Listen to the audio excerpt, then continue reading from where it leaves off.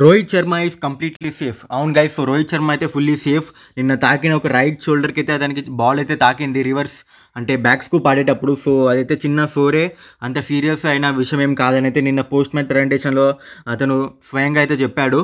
So అంత serious ఏం లేదు. పాకిస్తాన్ గేమ్ కూడా అవైలబుల్, ఎందుకంటే నిన్ననే పోస్ట్ మ్యాచ్ ప్రజెంటేషన్లో చెప్పేశాడు కదా లైట్ సోరే అని. So no tension guys. So నిన్నటి మ్యాచ్ గురించి చూసుకుంటే ఒక బౌలింగ్లో ఈజీ అండ్ బ్యాటింగ్లో హార్డ్, కొంచెం స్టార్టింగ్లో హార్డ్ ఫాట్ విన్ అనే చెప్పుకోవాలి.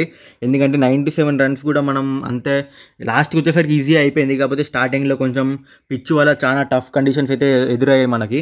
సో నిన్న బౌలింగ్లో చూసుకుంటే జస్ప్రీత్ బుమ్రా, హార్దిక్ పాండ్యా అండ్ మొహమ్మద్ సిరాజ్ వీళ్ళు ముగ్గురు చాలా మంచిగా చేశారు. అండ్ అక్షర్ పటేల్ కూడా ఒక వికెట్ అయితే తీశాడు.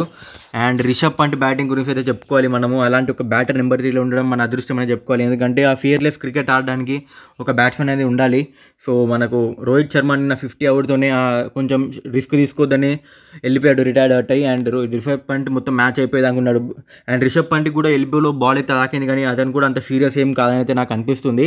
అప్డేట్ అయితే ఏం చెప్పలేదు అతను, కాకపోతే సీరియస్ కాదనేదే అనుకుందాం మనము. సో ఫింగర్ క్రాస్, పాకిస్తాన్తోనే ఫుల్ స్ట్రెంత్ స్క్వాడ్ ఉండాలి అండ్ వరల్డ్ కప్ మొత్తం ఫుల్ స్ట్రెంత్ స్క్వాడ్ ఉండాలి అనేది మనం అయితే కోరుకుందాం. సో ఐర్లాండ్తోనైతే easy win. So next match వచ్చేసి పాకిస్తాన్తో మనకు. సో చూద్దాం ఏం జరుగుతుందో. డ్రాప్ ఇన్ పిచ్, ఆ 3 మంత్స్లో పిచ్ రెడీ అవ్వడం ఏంటి, అంత 6 మంత్స్లో మ్యాచెస్ ఆడడం ఏంటి, మినిమం పిచ్ సెటిల్ కావాలంటే ఒక minimum 6 months to 1 year time అయితే పడుతుందంట గైస్.